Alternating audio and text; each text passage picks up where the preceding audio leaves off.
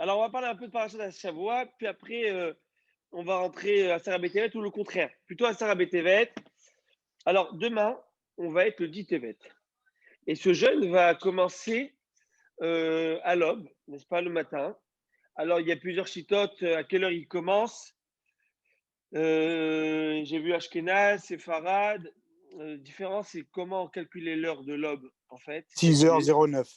Il y a 6h09, il y a 5h56. Il y a aussi un autre avis que j'ai vu, c'est 6h40, apparemment. Donc, bon, on est tous d'accord au moins que c'est peut-être à Kochavim que ça a sorti des étoiles, que le jeûne termine. Donc, j'ai dit c'est un rare jeûne parce que tomber vendredi, c'est pas quelque chose de commun. Et on va casser le jeûne, on va ouvrir le jeûne avec le Kiddush. C'est avec le Geffen, n'est-ce pas? Donc, prévoyez un vin doux, d'accord? Pas trop fort, pour que ça soit assez agréable, en tout cas pour le Mekadesh, que ça soit pas trop compliqué pour. En tout cas. Baruch Haba Rabbi Moshe. Le jeûne, alors. Comment? Le jeûne commence à quelle heure alors pour nous? Ben, il y a trois, je vous dis 5h56, 6h09 à Rochaim, on a envoyé. Il y en a un autre, j'ai vu 6h40. On fait comme le cas de 6h09, il y a écrit en fait 6h09. C'est comme vous avez. Voilà. Alors maintenant, juste quelques halakhot par rapport à ce jeûne de vendredi. Alors, Monsieur le rabbin, oui. Juste une question. Je voudrais que vous nous éclairiez ce soir la raison de ce jeûne. Eh ben, c'est le shiur de ce soir, il est pour ça. Alors, Et c'est pour ça qu'on est venu. Ça, il reste à la fin un peu de temps. On va rentrer dans Parashat Shavua. Aujourd'hui, on va pas faire de Gemara.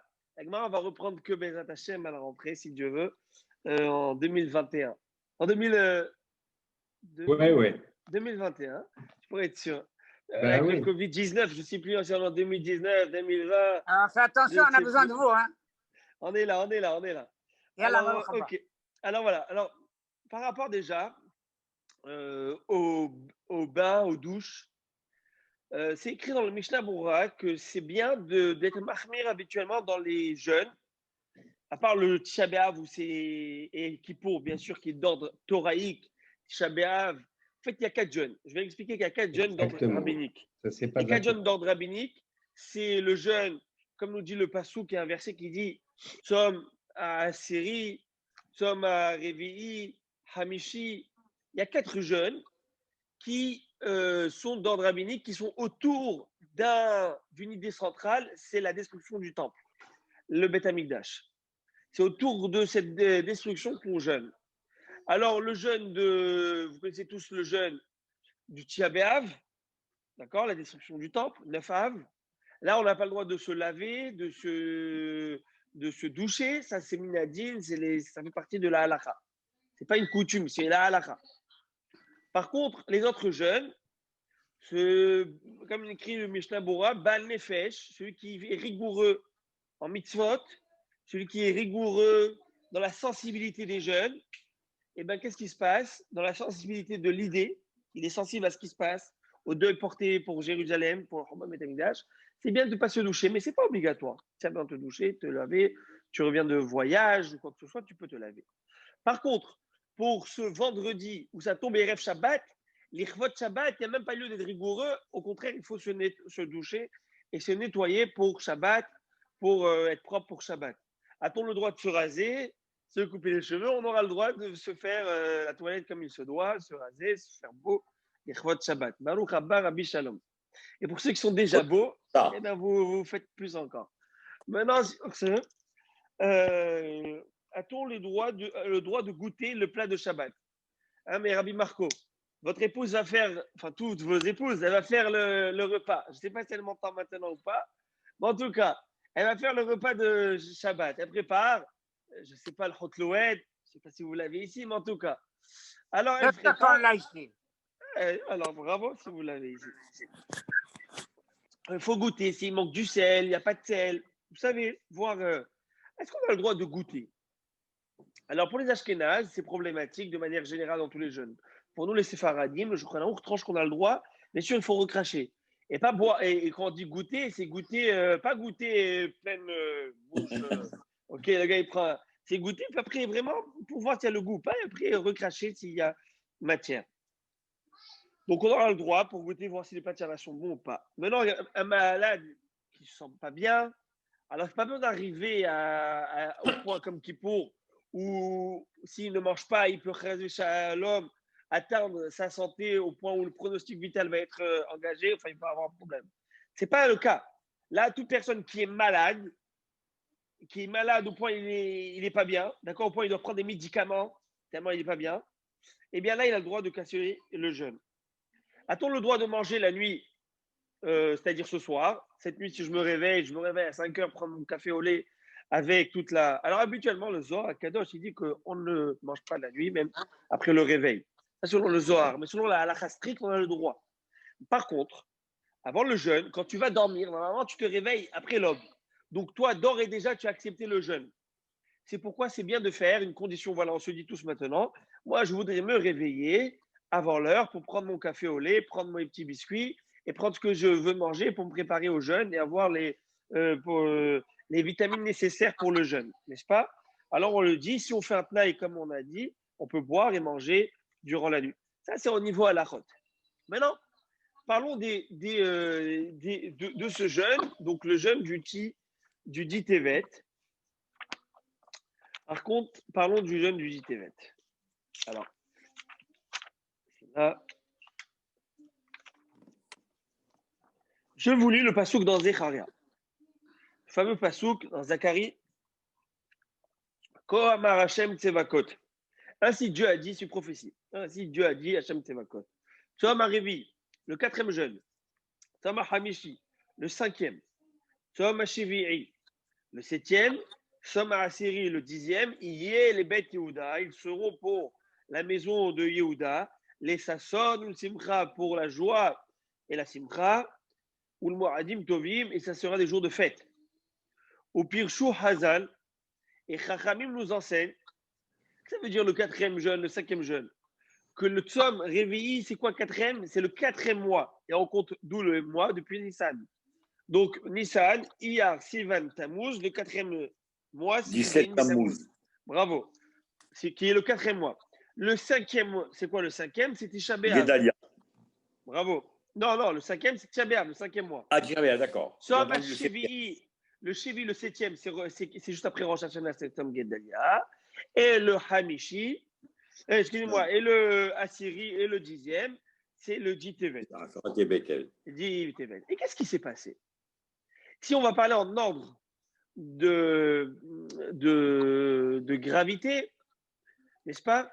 Alors, à votre avis, quel serait le jeûne le plus grave? À votre avis? Hein? Le jeûne de quoi? Le plus grave, le plus important et le plus, on va dire, dans l'échelle. Le jeûne qui est relié à Tisha B'Av ou le jeûne qui est relié au pardon?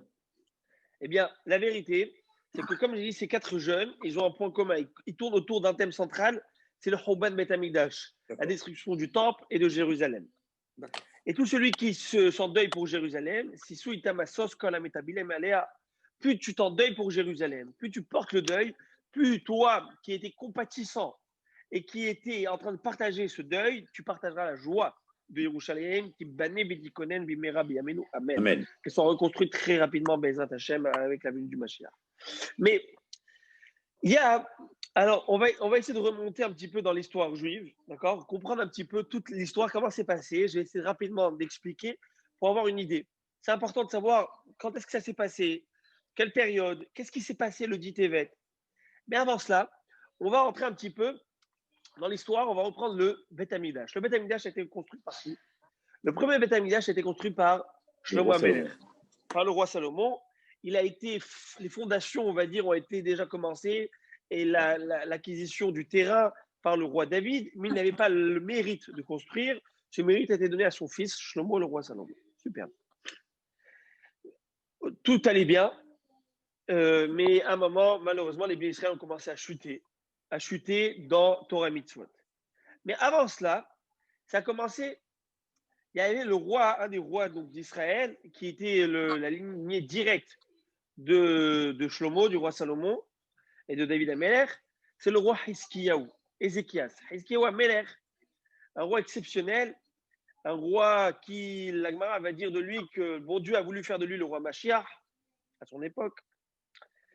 Et ce roi-là va avoir un enfant qui s'appelle Ménaché. Ménaché va malheureusement partir dans le mauvais chemin.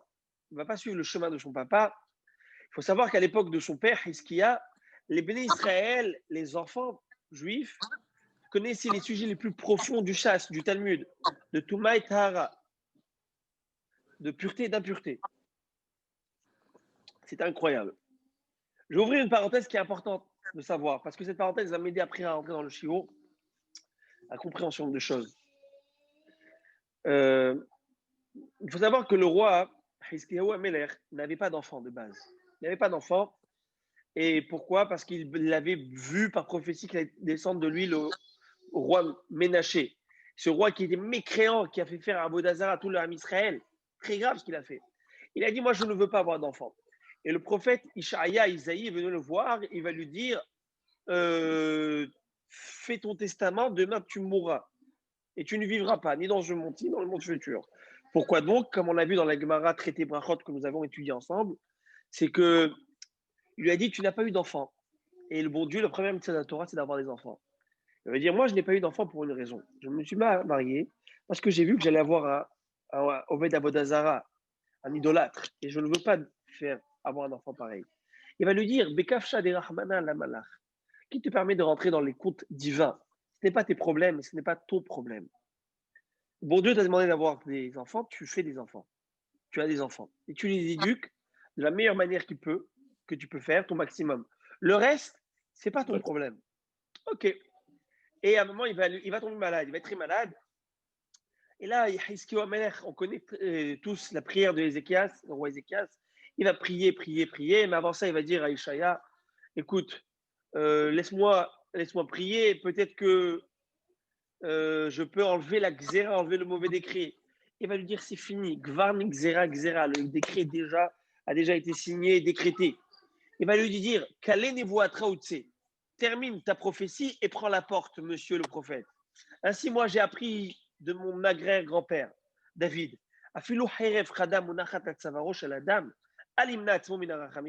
même si l'homme, il a une épée et un glaive tranchant sur son cou, qu'il ne désespère pas de la miséricorde divine. Le bon Dieu peut toujours faire quelque chose. Et donc, il peut toujours le sauver de ce pétrin. Il va prier. Et Akadosh Baruch Hu va accepter sa prière. En fin de compte, il va se marier avec la fille de Ishaïa, d'Isaïe, le prophète. Bon. Et Akadosh Baruch Hu va envoyer Ishaïa. Il va dire à Isaïe, il va dire que j'ai répondu, je vais exaucer sa prière. Et j'accepte sa prière, et je fasse ce décret, et il va vivre. Et preuve à l'appui que j'ai bien accepté qu'il va guérir de sa maladie, c'est que le soleil va revenir en arrière 10 degrés en arrière, 10 heures en arrière. 10 heures en arrière. C'est extraordinaire. Et c'est ce qui va se passer. Au point où, en Irak, en Babylonie, le roi qui s'appelait là-bas Berodach Ben Beladen, je pense, Ben Baladan, va envoyer tout un cortège royal et une missive pour féliciter et remercier et dire ô combien c'est extraordinaire ce qui s'est passé dans le monde pour Hiskia. Vous imaginez, vous vous mettez au lit, c'est l'heure, là il est 10h30, faites dodo, c'est le soleil. C'est pas possible. C'est des choses, c'est incroyable, c'est inimaginable. Mais ça s'est bien passé. Et il va envoyer. Il faut voir ce que Hiskiyahu Amelech va le faire. Lorsqu'il va recevoir ce cortège, il va les accueillir et les honorer de manière extraordinaire, exagérée. Et je vais expliquer pourquoi exagérer. Je vais expliquer plus tard à la fin du cours. S'il vous plaît, rappelez-moi de vous revenir à ce sujet parce que c'est important. Mathias, je peux vous interrompre? Oui. Votre débit est trop rapide et souvent ça se coupe avec la. Il y a un temps avant que ça n'arrive chez moi et des fois ça se coupe et vous figez. Alors il faut essayer d'un débit plus lent. Est-ce que c'est chez tous comme ça? Non. Chez Non, moi, non. Alors, c'est Internet, Rabbi Shalom. Peut-être, C'est peut-être. la Alors, Wi-Fi. écoutez, je m'excuse. C'est la... Non, pas de problème. Mais c'est bizarre parce que Ça m'est la- arrivé à moi aussi, Charles. ah, Pas vous êtes aujourd'hui, sur, mais la vous êtes dernière sur fois. Wi-Fi? Oui, je suis sur Wi-Fi, j'ai mon Wi-Fi. Bizarre. Bon. Non. Moi aussi, ça m'est arrivé le dimanche dernier quand j'ai donné un cours aux élèves. Ça m'a bloqué. Bon. Vous me dites si jamais ça a coupé ou s'il faudrait que je répète quelque chose. D'accord. Sur ce, Qu'est-ce que va faire le Rav Iskiaou? non, c'est pas le Rav Hiskiaou, c'est le Melech Hiskiaou. Le roi Le Meller. Hiskiaou. Non. Oui, Le le roi roi. Hiskiaou va accueillir donc ce cortège et va leur donner des honneurs extraordinaires. Et rappelez-moi à la fin du shiur de revenir sur cette histoire, cette anecdote, qui est des siècles plus tôt avant la destruction du temple, qui sont des années plus tôt avant la destruction du temple. Et quel rapport et quelle incidence entre la destruction du temple par Babel, par la Babylonie, et cette histoire. On verra qu'il y a peut-être une idée et il y a un lien direct. On reviendra à ça, Bezat Hashem. En tout cas, il va avoir un enfant, Ménaché. Ménaché va être un rachat, va amener tout le monde à la Bodh Hazara. Puis il va y avoir des rois qui vont se succéder. Et malheureusement, le Ham Israël régresse et descend jusqu'à arriver à un roi qui s'appelle, on va appeler le roi Joachim en français, Joachim. Alors, qui était ce roi? C'était aussi un rachat qui tuait Avodah Zarah, Gilou Yarayot, Shfichut Damim, à cette époque. La totale. La totale. Et à cette époque, il y avait le prophète Irmia, le prophète Jérémie, qui va essayer de le remettre sur la bonne voie et va même écrire à son époque. Vous connaissez tout le livre des Lamentations, Echa, qu'on lit Tisha B'Av. Oui. Vous savez, quand vous lisez, j'imagine que vous avez eu déjà l'occasion de traduire ce livre de Lamentations, et la prophétie de ce qui s'est passé, des choses graves durant la destruction du temple. C'était affreux. Les femmes qui cuisinaient leurs enfants pour le manger, des choses. Mais tout ça, c'était qu'une prophétie prévenante. C'était pas quelque chose qu'il a été écrit avant. Il a écrit ça à l'époque déjà de Yehoyakim. À l'époque de ce roi déjà, il a écrit tout ça. Écrit par le Sofer Baruch Ben Neria. Il a écrit ça, il a dit va le lire ça au roi Yehoyakim, qu'il arrête, et il va venir, et s'il ne s'arrête pas, vont venir, la Babylonie, vont venir comme je vous dis les termes, comme le galop de la mer, et vont vous terrasser. Et eux vivaient normalement. Ils disaient, mais arrête tes foutaises, tu es un rabat-joie, tu veux simplement démoraliser le peuple. Ils vont le mettre en prison, dans un cachot. Ils voulaient même le tuer. Ils voulaient tuer Irmia, le prophète Jérémie. Il faut voir. Et Jérémie se battait contre un prophète, un Nivi à Sheker, contre un faux prophète qui, lui, bien sûr, disait arrêtez, il ne faut pas croire en tout ça, au contraire, tout va bien se passer, continuez dans la Avodah Zarah, tout va bien, etc. etc. Akadosh Baruch Hu va envoyer à cette époque, donc, Nebuchadnezzar,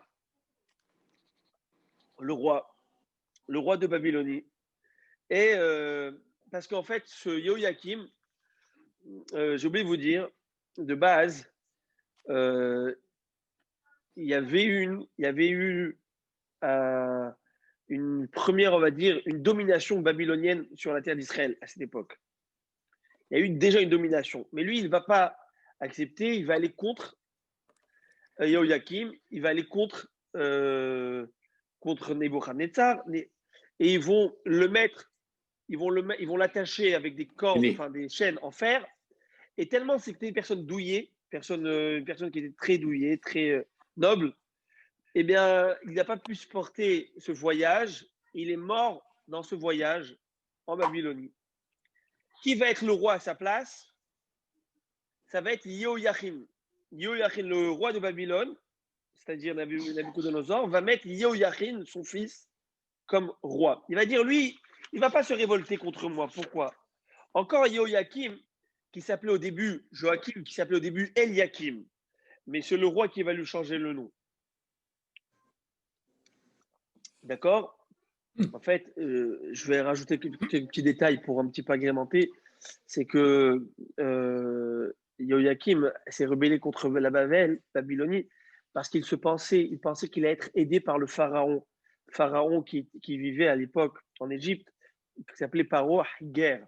Et ce Paro est parti en guerre contre la Babylonie, et il y a plusieurs rois qui ont essayé de se révolter contre Babel à cette époque.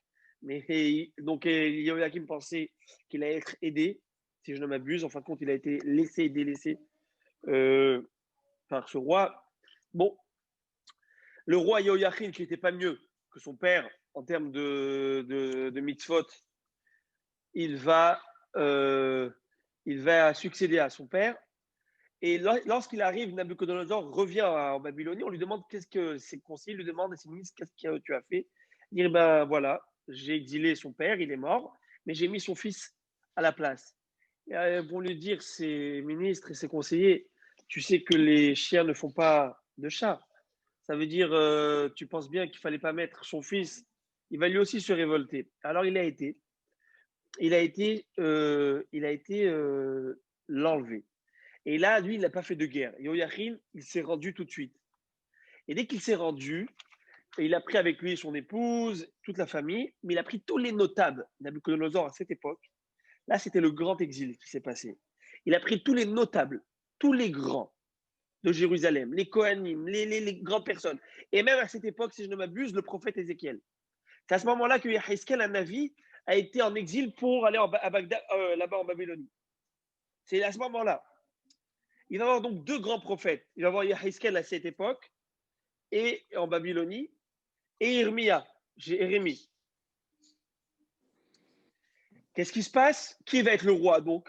Il faut bien qu'il y ait un roi quand même qui est là pour gérer et qui m'amène les impôts.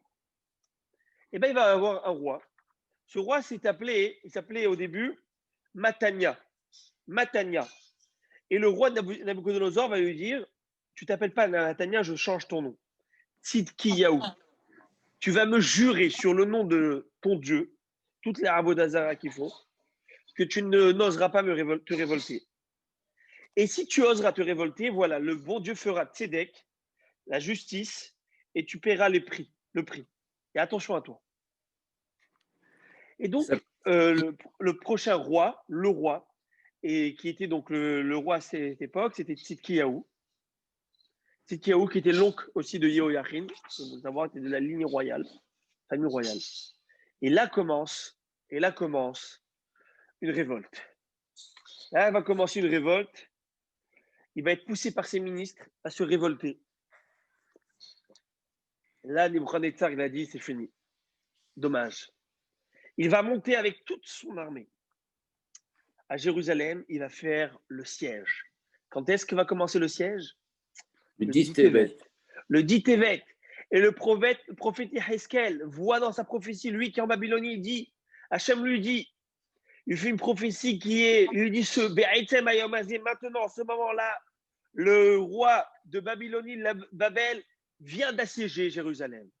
Et là, il est en train de prophétiser ça à des kilomètres de ce qui est en train de se passer maintenant à Yerushalayim. Et il va y avoir dans la prophétie chose dure, quoi. Il faut voir, ils vont affamer tous les habitants de Jérusalem. Et le siège va commencer. Et le terme qui a été choisi, on va voir dans le passouk, c'est au moment même où je te parle, dans le sens même de ce jour, c'est à ce moment-là que se passe le siège. On va essayer de revenir à ce passouk dans quelques minutes. Mais je vais terminer. Qu'est-ce qui s'est passé? Un siège de 2 ans et demi. 2 ans et demi où il va affamer tout le monde. Tzidkiyahu va essayer par des tunnels, il va essayer de s'échapper. Ils vont l'attraper. Vous savez ce qu'ils vont lui faire? Eh bien, ils vont égorger ses enfants devant ses yeux. Ils vont lui écorcher les yeux vifs et vont l'amener en exil en Babylonie. Voilà ce qui s'est passé. Voilà lorsqu'on n'a pas écouté les prophéties. Et Irmia faisait que supplier les rois de revenir faire Betchouva. Vous ne nous croyez pas, mais s'il vous plaît, faites-le pour votre bien, pour le bien de votre peuple. Mais eux, après moi le déluge, moi tant que je suis roi, il n'y a aucun problème. Ça va. Ça va. Eh bien voilà. Continuez dans votre mauvaise voie, mauvais comportement. Et vous allez voir. Yesh din ve'yesh dayan. Il y a un juge et un jugement qui est droit. Et la justice qui est à Kadosh Baruch Hu, il n'y a pas de tralouet, de virage avec lui. Et tu paieras les prix pour tout. Et c'est pourquoi le Asiri Betevet, c'est un moment qui est très important. C'est le début même du Choban Bet Hamikdash. Parce que 2 ans et demi après, quand je dis 2 ans et demi après, selon 2 versions, c'est le 9 Tammuz ou le 17 Tammuz. Parce que 17 Tammuz, c'était par rapport au. Il y a eu la brèche dans les forteresses de Yerushalayim pour pouvoir rentrer. Et là, pendant 1 mois presque, ils vont faire un massacre. Ils vont massacrer. Il va y avoir Nebuzaradan. Nebuzaradan, qui était le chef des bourreaux de Nabucodonosor. Il va massacrer, piller, violer tout ce qu'il pouvait avoir. Il va prendre, comme il y a écrit dans le pasuk de Al-Narod Bavel, vous savez, ce verset de Tehillim qu'on fait qu'on fait pendant Tisha B'Av, sur les Naharot Bavel, sur le fleuve de Bavel, là-bas on parle. Et on raconte un petit peu, on dit on dit heureux celui qui va rendre la monnaie de quoi? Qui va écraser vos crânes sur le Sela, sur les pierres. Mais vos Aradan, prenez les bébés qui naissaient et explosez leur cerveau sur une pierre, des milliers comme ça. À penser à ça, ça donne la chair de poule. Il faut voir les martyrs qu'ils ont passé. Ils ont massacré.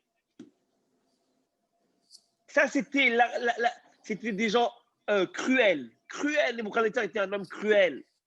On me raconte qu'il y a Midrash qui dit qu'une fois, je crois que c'était Tzidkiyahu au début, avant qu'il se révolte, il avait vu manger un lapin vivant. Vivant. Tellement il était cruel. Pourquoi il faisait ça? Parce qu'il voulait être cruel. Il ne voulait plus avoir de compassion. Il ne pensait à personne. Et ça, c'est une des raisons, c'est la raison la plus importante pourquoi nous jeûnons aujourd'hui. Mais il y a d'autres raisons qui ont été données dans la halakha. On dit que c'était le 8 Tevet ou la série Betevet. Il faut voir que Ezra Sofer, Ezra le scribe, est décédé. Aussi, c'est à cette époque-là que Ptolémée, le roi Ptolémée, un roi grec qui habitait en Égypte, a fait traduire la Torah par les Chachamim en grec. Et donc, Shechou Enehem, et malheureusement, cantonner la Torah dans une traduction, eh ben, c'est l'enfermer, c'est l'emprisonner. C'est très grave, au point où on doit jeûner à ce moment-là. Voilà, de manière générale, alors, en gros, l'histoire du Ditevet. Et maintenant, je vais vous partager un hidouche du Hatam Sofer. Un hidouche exceptionnel. Et on va voir la gravité du Asiri Betevet. Pourquoi le jeûne de demain est tellement important. Et vous allez voir même, presque, j'ai envoyé même un message à ma famille où j'ai écrit, il est presque autant important que Tisha B'Av, et je vais m'expliquer. Le Abu Draham, le Bet Yosef, Rabbi Yosef Karo, il ramène dans son livre, dans son commentaire à l'Achik, la vie du Abu Draham. Abu Draham, Rabbi David Abraham, c'est un des Rishonim, l'époque médiévale, si je ne m'abuse. Et ce Abu Draham va dire que le jeûne de Asiri Betevet, vous savez que tel que notre calendrier est fait, il ne peut pas tomber Shabbat. Il peut tomber par contre un vendredi, mais il ne peut pas tomber Shabbat. Et s'il tomberait Shabbat, nous dit le Abu Draham, mais s'il s'avérait qu'il tomberait Shabbat, vous savez, à l'époque où peut-être on reviendrait au Beddin, vous savez, où on faisait avec les témoins. Bon, en tout cas, il dit s'il s'avérerait, ça tomberait Shabbat, eh bien, il faudrait jeûner Shabbat. Ah bon? Comme ça, il dit. Et le Bet Yosef se questionne et s'interroge et lui dit d'où tu sors ça? Mais même Tisha B'Av qui tombe Shabbat, et ça arrive, On le renvoie arrivé, on le repousse à dimanche. On ne le ramène pas à jeudi.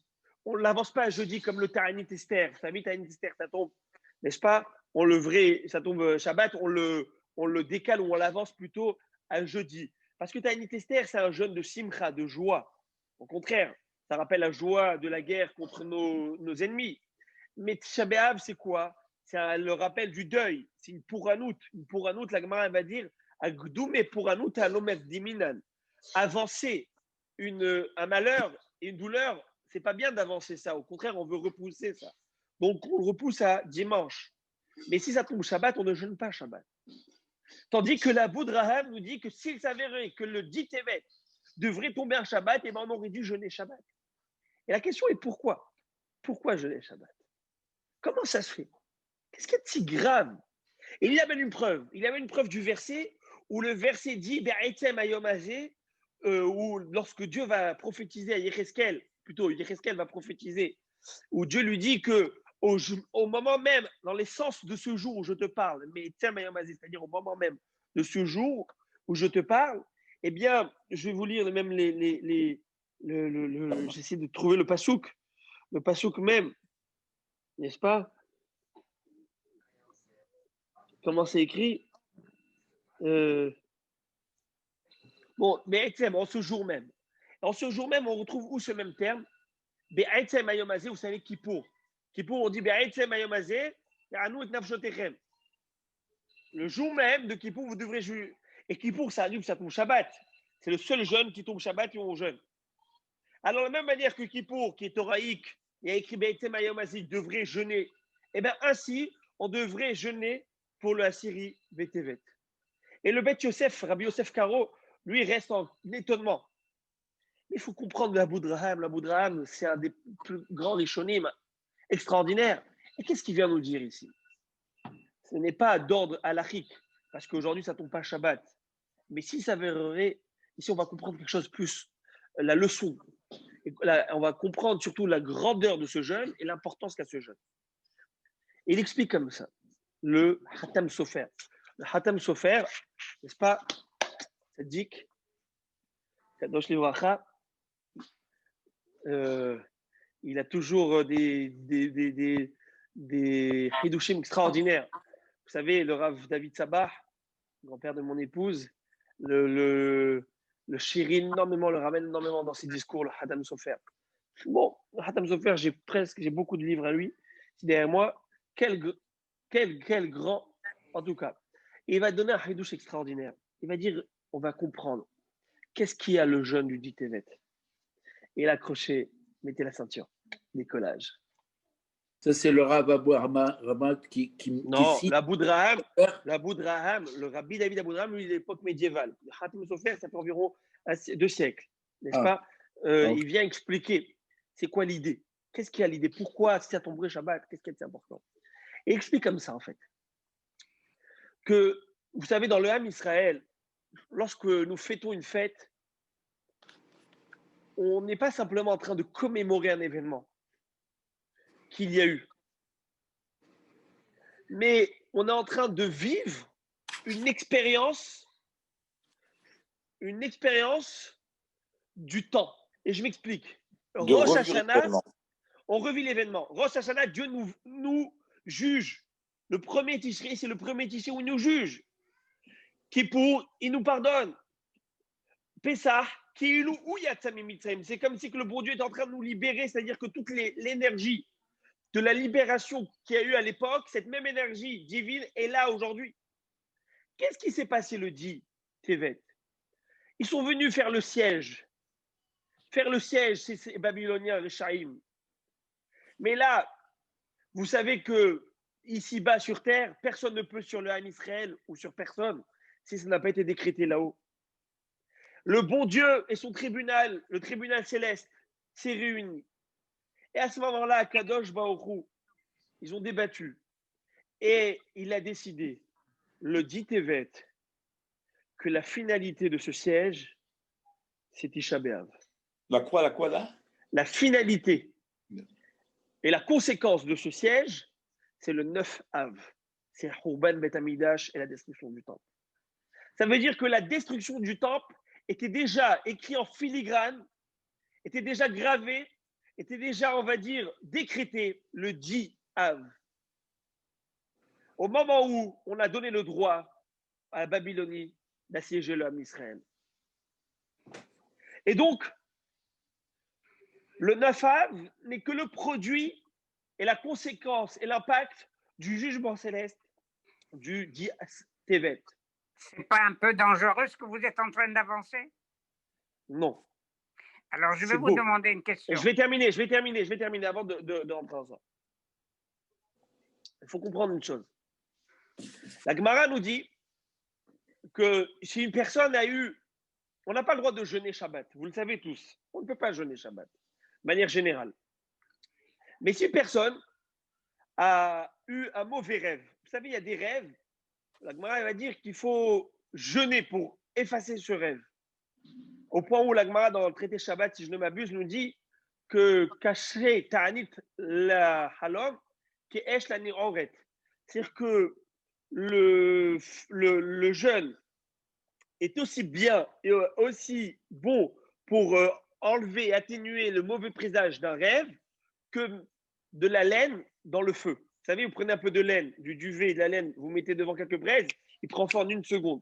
Eh bien, le mauvais présage qui était dans le rêve, et en faisant un jeûne, eh bien, tu enlèves ce mauvais halom. Il y a des halomot, on le sait, la Gemara dans Brachot qu'on va étudier, qui dit que c'est très possible que ça peut arriver si une personne est arrivée sur toi, si tu es arrivé de perdre tes dents, si tu es arrivé. Bon, il y a plusieurs choses que la Gemara amène, qu'il y a 3 signes en tout cas. Et au point où Shabbat, si tu as un mauvais rêve, tu ne peux plus vivre avec ce rêve, eh bien, tu peux jeûner. Parce que c'est Mishum Onek Shabbat. Il y a un Onek Shabbat. Le Onek Shabbat, le plaisir de ton Shabbat, c'est de rêver, d'enlever le mauvais présage qui était dans ce rêve. N'est-ce pas? Mais bien sûr, après Shabbat, il faut que tu fasses un autre jeûne pour rattraper le jeûne que tu as fait pendant Shabbat. C'est-à-dire que tu vas jeûner d'avoir jeûné Shabbat. Parce qu'il ne fallait pas, mais tu n'as pas le choix de jeûner Shabbat parce que tu n'es pas bien. Pourquoi tu as le droit de jeûner Shabbat alors qu'on le sait, qu'on ne décrète aucun somme, ni Tibour et ni Yahaïd pendant Shabbat? Mais c'est le seul rêve, l'exception qu'on peut jeûner pour le Ta'anit Khalom. Pourquoi? Réponse. Parce que jeûner pour le futur, c'est différent. Jeûner pour le passé, commémorer un passé. Tu jeûnes pour quelque chose, tu t'endeuilles de quelque chose. Eh bien, tu ne le fais pas pendant Shabbat. Parce que tu fais que revivre des événements passés. Par contre, si tu veux prévenir le futur, eh bien, tu peux le faire même pendant Shabbat. Préviens le futur. Eh bien, pour prévenir le futur, pour que le mauvais présage de ce rêve n'arrive pas, tu as le droit de jeûner pendant Shabbat. Alors maintenant, on revient à l'explication du Khatam Sofer pour la Boudraham, Rabbi Moshe. Maintenant, on revient sur l'explication. Si on comprend que le dit Tevet, c'est à ce moment-là qu'il y a chaque. Et je veux rappeler un petit détail très important. Le Talmud, Jérusalem, Yoma nous raconte et nous dit que Kol d'or, chez l'Onivna Bet Amigdash Meyamav, qui est l'un Mechav Meyamav, que malheureusement, toute génération où le Bet Amigdash n'a pas été reconstruit dans son temps, eh ben c'est comme si qu'il avait été détruit. Alors maintenant qu'on a ces éléments en main, si notre génération, malheureusement, le Bet Amigdash n'a pas été reconstruit, quand est-ce que c'est décrété cela? Eh bien, de la même manière que ça a été décrété sans le dit Tevet à l'époque de la destruction du temple, eh bien, si le Beddin Shel Ma'ala, le tribunal céleste se rassoit pour rediscuter de la question, quand est-ce? Le Assyrie Betevet, le dit Tevet.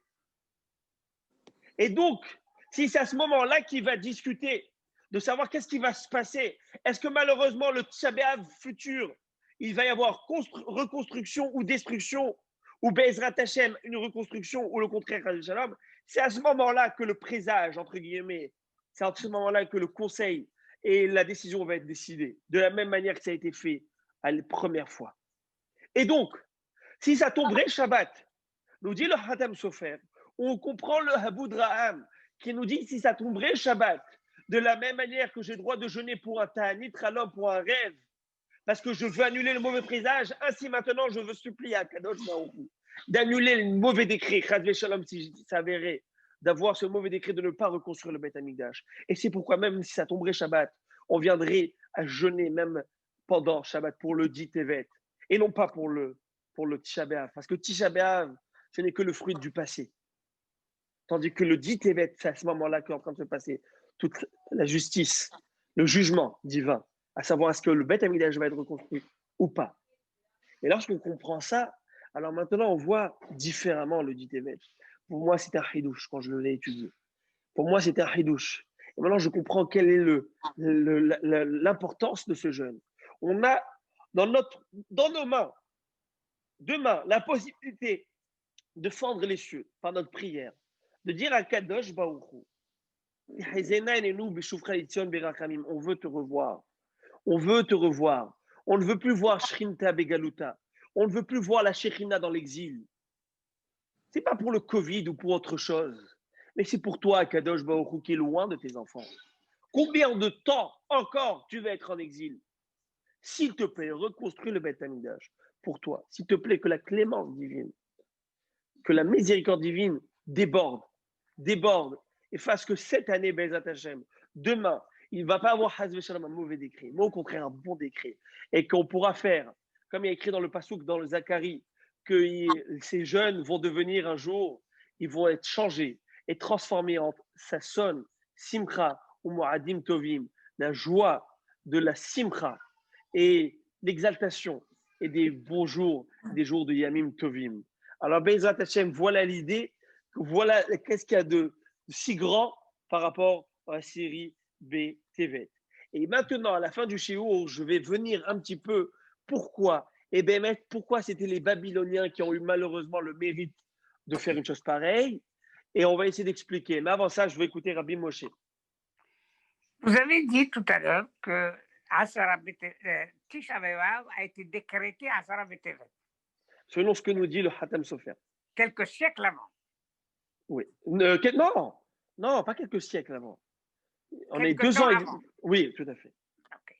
Si c'est prévu à l'avance que des malheurs arrivent, tu voudrais me dire que le malheur de la Shoah était prévu aussi? Oui. Réponse, tout était prévu. Oui, mais tout est prévu par Akadosh Baruch Hu. Bien sûr, tout est prévu. C'est pas un hasard. Parce que si vous pensez que la Shoah c'est un hasard, eh ben, c'est très grave de penser cela. Tout est prévu pour par Akadosh Baruch Hu. Sauf que nous, on a la possibilité dans nos mains de changer la Gézera. Ça, c'est la force du Ham Israël. Israël met à la mazal. Israël est au-delà du décret, au-delà du mazal, du destin. On a une force de changer le destin. On peut. Je ne dis pas que pendant les 2 ans et demi du siège, on ne pouvait pas changer le décret. Il y a eu le décret qui a été décrété. À vous de changer la donne. Est-ce que vous l'avez fait ou pas? Est-ce qu'on l'a fait ou pas? Est-ce qu'à l'époque l'ont fait? Non, ils n'ont pas fait. Nous, on peut encore changer la donne. Parce que la Gemara nous dit que Kol d'or, toute génération que le Beth Amikdash n'a pas été reconstruit, malheureusement, c'est comme si qu'il est détruit, c'est-à-dire comme si on n'a pas encore le mérite. Donc, c'est à nous de faire changer les choses. Oui, Rabbi Mandechai. Déjà, on sait, d'après l'expérience du désert, lorsqu'il y a eu les Meragelim qui sont revenus en train de se plaindre et tout, déjà Hachem avait dit, comme vous avez pleuré pour rien, je vais vous donner l'occasion de pleurer pour quelque chose. Et donc, ça veut dire que déjà la date du 9 Av avait déjà été décrétée par Hachem comme étant la date qui allait rappeler justement la faute des Meragelim et donc du peuple juif. Oui, c'est vrai. C'est-à-dire que c'était une date qui était propice au malheur, c'est vrai, voilà. Mais comme c'est écrit dans le prophète Zacharie, que viendra la fin des temps où ce moment changera. C'est à nous de changer pour que le moment puisse changer. C'est à nous. Mais Shané etim ou Mahalif et Azemanim. Akadosh Baruch Hu change les temps et les périodes et les saisons. Mais quoi? Comment? Si nous changeons. Et maintenant, alors ce que je viens de vous dire, pour moi, je pense que c'est un chidouche qui vaut $1 milliard cash. Là où vous venez de gagner le 6,49, maintenant ce soir, vous venez de gagner le 6,49. On est 8, on peut bien le partager là. Voilà, on partage. Mais non, je donne $1 milliard chacun là. C'est pas, on ne partage pas le gâteau. Là, c'est $1 milliard chacun. Je vous ai donné le Bitcoin, c'est virtuel. Maintenant, amen. Voilà, Bezrat Hashem, et que vous le gagnez Ben Beruchniut ou Ben Begashut, que Bezrat Hashem, vous le gagnez matériellement et spirituellement. Amen. Sur ce, je vais oser, si vous le permettez, d'accord? Rabbi Eliaou, vous êtes avec nous? Comment vous avez trouvé ce Haïdouche, Béhémet? Oui, c'était fantastique. Extraordinaire. Hein? Au fond, on prévient le futur. Et là, avec le jeune du Asara B'Tevet. Tout à fait. Tout à fait. Non, on ne prévient pas. Je crois qu'on le commémore plutôt. C'est exactement ce que j'ai essayé de changer. Ce que j'ai changé, c'est que la commémoration chez nous, elle n'est pas vraiment d'actualité. Il n'y a pas une commémoration. Le Yom HaZikaron, c'est pas comme il dit plusieurs fois même Djogabé Zacharetov, le dernier shiur qu'il avait fait sur Hanouka, ça fait 2 semaines. Seouda Shleshit, il a bien rappelé cette idée. Que chez nous, il n'y a pas de commémoration. On est en train de faire et on revit. Non, on vit la chose. Le Hanouka, ce qui se passe à Hanouka, les 8 jours, c'est les 8 jours, les mêmes ondes et les énergies, les bonnes énergies que le bon Dieu a données à ce moment-là. C'est à ce moment-là qu'il est en train de se passer. Chaque Hanouka se passe la même chose. Et comment on Et à appelle nous ça? d'avoir de la manière de capter ces choses. Maintenant, on va essayer d'aller un pas plus loin. D'accord? Un pas plus loin. On terminera le cours avec. Je voulais aller, voilà, je ne vous mens pas. J'ai préparé pour Parashat Vaïgash. Et si vous, voilà, Bémet. Mais je pense qu'on va terminer sur Asara BTV. Alors, comme ça. Pourquoi c'est Babel? Pourquoi la Babylonie? Pourquoi la Babylonie, spécialement eux, qui ont, entre guillemets, je mets entre guillemets, mérité? Parce que quel mérite de détruire le temple? Ok. Alors, on a eu l'occasion ce Shabbat dans le milliard de la fête des fêtes, parce que là-bas, on a le bonus du Dvar Torah. Ok.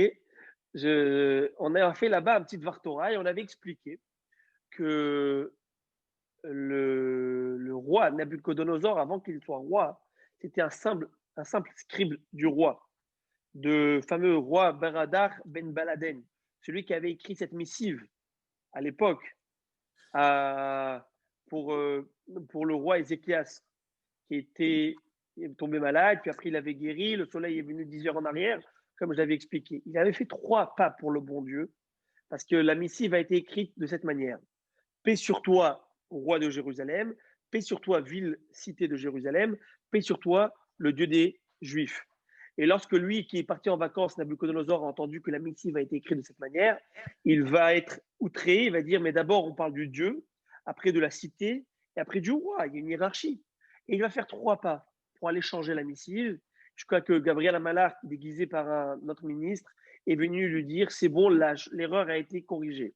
Et la Gemara va nous dire que ces fameux 3 pas lui ont permis à lui, son fils, Évil Mérodar, son petit-fils, Balthazar, de régner en maître sur le monde entier. Par ces pas qu'il a fait. Et même de détruire le temple.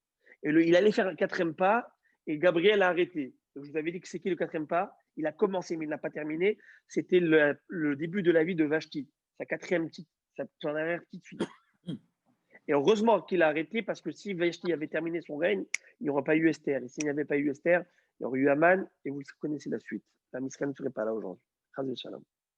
Et donc, parce que il a fait 3 pas pour le bon Dieu. Ok. On va aller quelque chose un plus peut-être plus profond. On va revenir. Ça, cette idée, ce n'est pas moi qui la partage. C'est le Rav Avigdor Nebenzahl. Le Rav Nebenzahl dit, il ramène cette idée. Il amène une idée importante qui, de manière, c'est une idée générale. Il ramène cette idée par rapport à Parashat Vayetze. On trouve que Rachel Imenu, vous savez, elle avait volé les téraphim. En français, je ne sais pas, on va dire les téraphins, je ne sais pas. Téraphim, c'est les petites idoles là de son père. Ces idoles qui permettaient de prophétiser.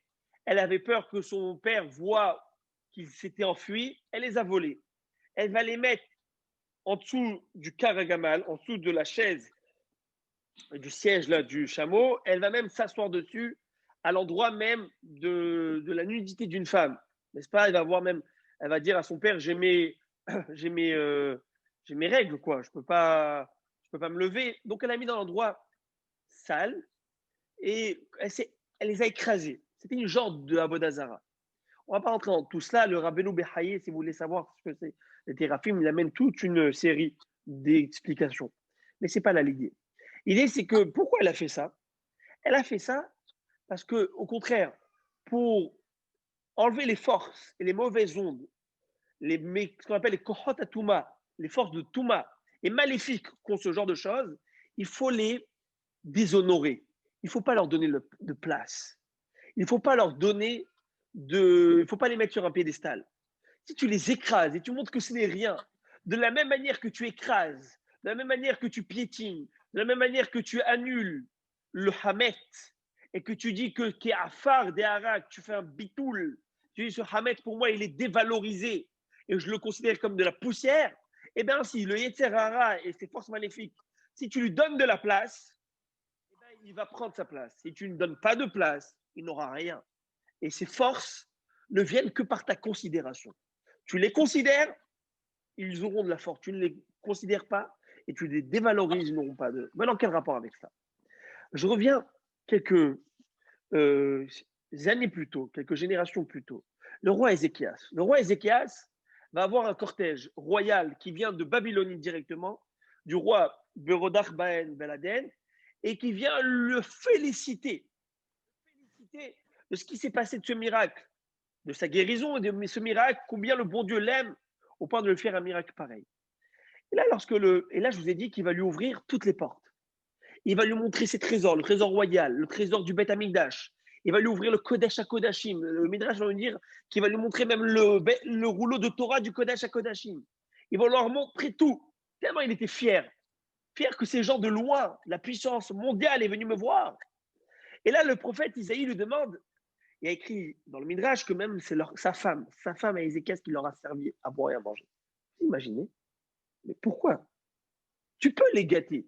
Tu peux leur donner, mais de leur ouvrir tous les trésors, leur montrer derrière les coulisses du Ham Israël, le Kodesh, Kodashim, par un bon whisky. Ta femme doit les servir, la reine. Tu leur as donné trop de place. Au point où le prophète Ishaïa va venir le voir et va lui dire, qui sont ces gens-là? C'est toi le prophète, c'est moi que je dois te dire. Vous savez ce qu'il va répondre? Ce sont des gens qui sont venus me voir d'une terre lointaine, Eretz Roka, de la Babylonie. Dis-moi, tu fais de la paraphrase? Parce que je ne sais pas c'est où la Babylonie. Dis-moi, qui sont venus de Babel, point la ligne. Rachi sur place, dans Melachim, pour étudier le roi, Melachim 2.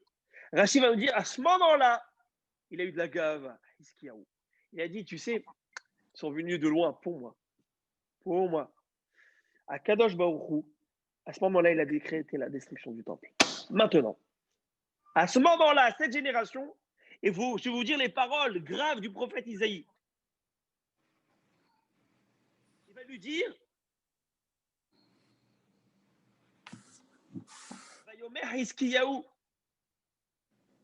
excusez-moi, Shema Devar Hashem, le prophète va lui dire, écoute la parole de Dieu. Ineyamim Bayim, voilà que viendront des jours et je vais enlever toute ta maison et je vais l'envoyer en Babylonie.